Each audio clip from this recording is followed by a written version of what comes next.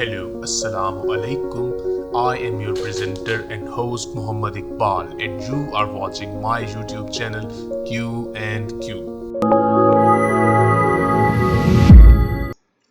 19th November 1917 to 31st October 1984 was the Prime Minister of the Republic of India for 3 consecutive terms for 1966 to 1977 and a 4th term from 1980 until her assassination in 1984.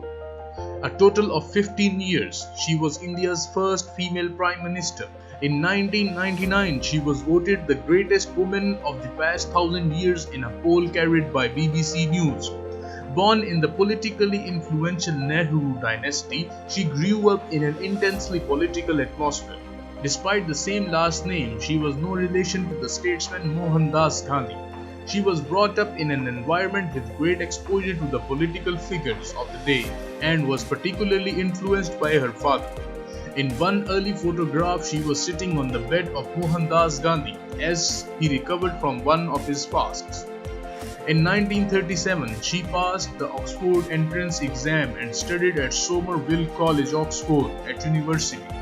She was often subject to ill health and returned to India without completing her degree, though later she was conferred an honorary degree by Oxford University.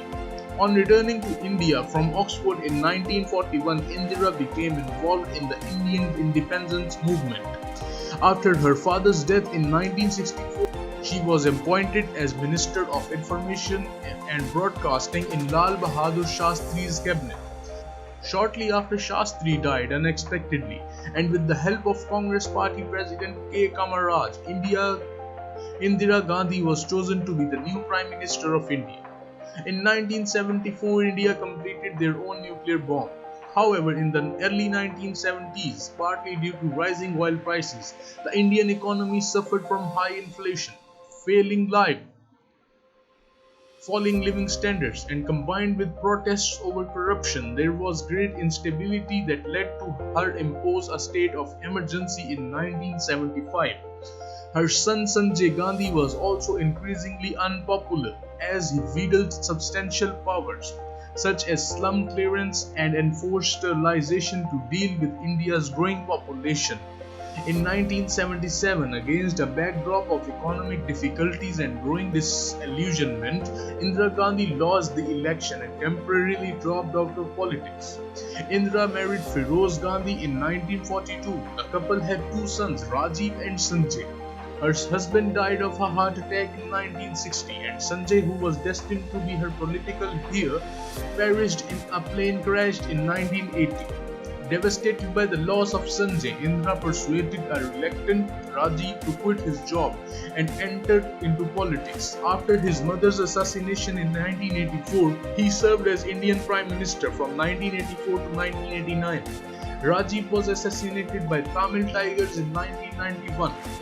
Indira Gandhi was a rare example of a woman rising to the most powerful position in Indian society.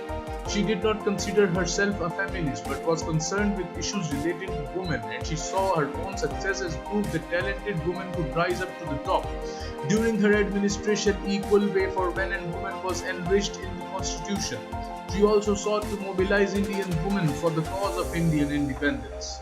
I hope you liked the video. If you did so, please like the video and don't forget to subscribe and share this video as much as you can. For more videos, stay tuned with Q and Q.